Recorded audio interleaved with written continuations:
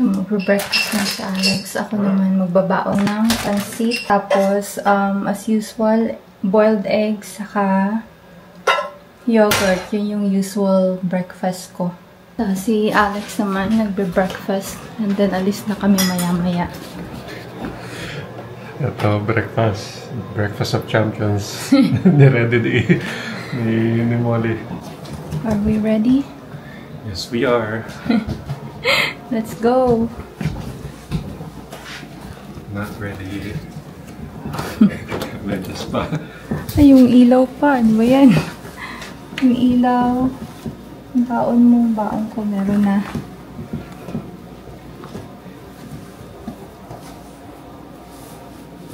Ayan. Madami pa nga kaming kailangan itupi na mga pinaglalabhan kahapon eh. Busy weekend. Yeah.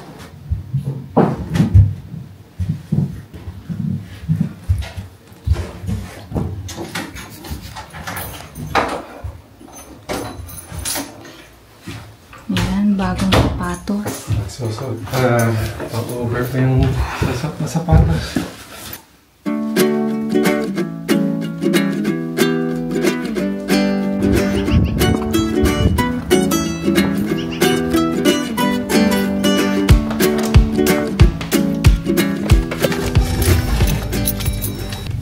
Hindi pa na-confirm sa akin kung bibigyan ako ng park pass. Sana mabigyan tayo kasi malaking tulong din yun. Pero sa ngayon, sa LRT muna tayo patungo. Medyo na-late na rin ang paglabas. Yes, 7:30 na.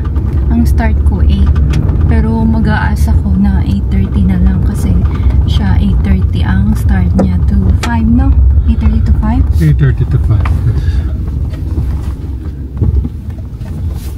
Tapos ako naman, usually ang schedule ko is 8 to 4. Ayan, natagalan kami maghanap ng parking. So mukhang dito wala namang sign. So parang safe naman kami dito. Good luck, hopefully. Sana nga matikitan kami. Ang tagal na naman niya.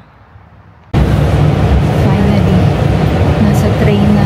Ang layo pa lang pinarkingan namin. Laki ng parking lot dito.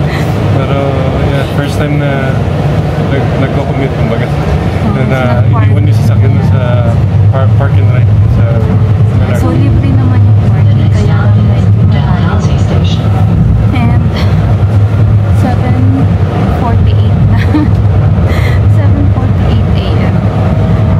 8-hour start ko. So mag-stay na lang ako today. Bumibili si Alex na chicken.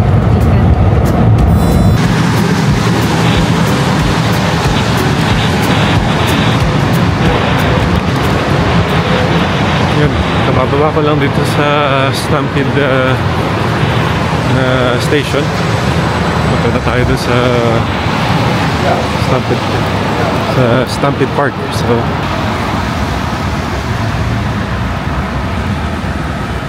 bago ako pumunta sa Pilipinas, dito ako nagtatrabaho dati.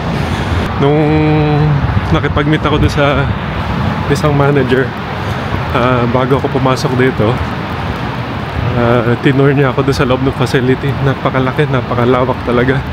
As in, pwede na makapag-accommodate na talaga sila ng mga malalaking events.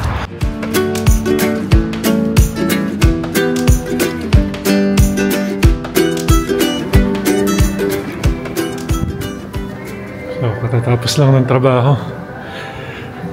So far, good experience naman sa first day sa trabaho. Simula ako mag-image ng mga computer.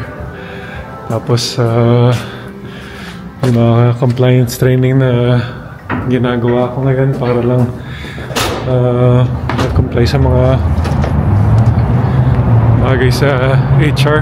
Kaya, hopefully, by tomorrow siguro, tapos na ako magawa ng gawin yung mga yan. Kaya, makakapagpatuloy na dire-diretso magtrabaho dito.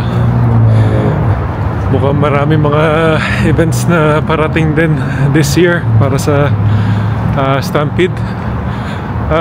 Quick disclaimer lang, hindi kami affiliated dito sa company. Pero lahat ng mga ano ko lang yung kasi yung compliance, kaya dinidisclose ko lang talaga to para sa inyo na hindi kami affiliated, at lahat ng mga comments namin dito sa video na to is sa personal, kumbaga.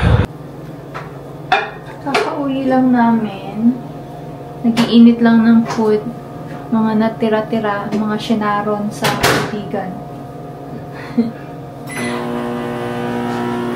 And mamaya kwentuhan tayo kumusta yung araw niya. Ano, kumusta yung first day mo? Okay siya. Na may mga nakakita ka doon na kakilala mo? Yeah, marami. So, yung mga ibang na kala ko hindi ako maalala, na naalala naman tuwing pasok na lang sa room na nag-hi, na kumusta, at natutuwa sila na nabalik daw ako, kaya kahit pa paano nakakatuwa naman na yun nga, ganun pa rin yung mga tao sa paligid, at medyo close-knit din kasi yung environment din, except sa stampede time. Yeah. Iba kasi yun, maraming stress dun pagka tumatama na yung stampede. So, may mga Filipino pang katrabaho? Yeah, yun nga eh. So, meron na kada department, meron na Filipino. Kaya nakakatawa din na ganun nga. May mga kababayan na co-workers tayo dyan, kumbaga.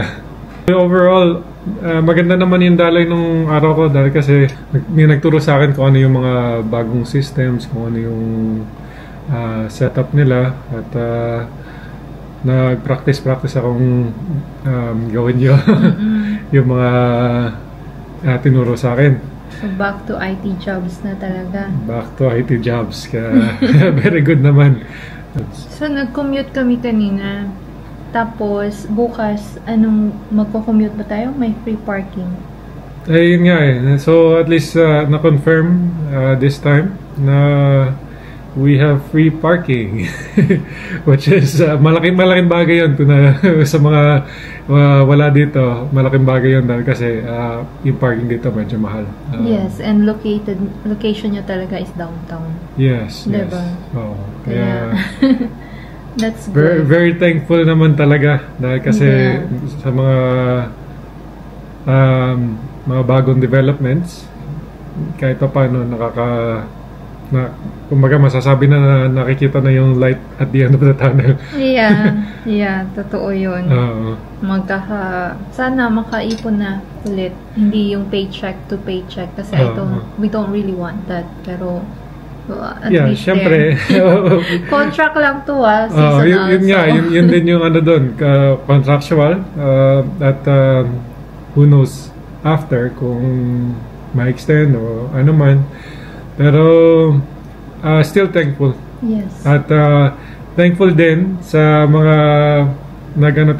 nag-pray sa amin, mga kaibigan namin, sa mga fellow subscribers dyan. Maraming salamat on my behalf sa inyo. Na talagang nakatulong malamang yung mga prayers nyo, mga support nyo sa journey na to. So, kain na muna. Kain na muna kami. Gutom na. Nung oras na ba? 6:28 na. 6:28. So, kailangan lang kumain. Parang malungkot na yung energy namin, pero pagod lang talaga. Marami din kasi lakad-lakad doon sa trabaho ko. At yun nga, maraming inaalam pa rin. Yeah, ako naman, dapat babalik na ngayon yung nagbakasyon kasi kino-cover ko siya. Nagkasakit, so hindi nakapasok. So, ako lahat. Anyway, okay lang. Basta, we're so thankful na may work. Yes. Yeah. And sa tiwala ng trabaho na binibigay sa amin. Ano ba pag-usapan natin sa next episode? May mga ibebenta kami. Ako. Oh, yes. Please stand by kung meron kayong extra cash, please support us as well. So, yun yung yun yung mga part kung habang nakikilala nyo kami, ganyan kami. Mahilig mag side gigs, sidelines, na kung maaari, syempre, makabuelo. Hanggang dito na lang muna. Thank you again for watching, and please subscribe to our channel and also like this video. Yes. Until next time, Bye. bye.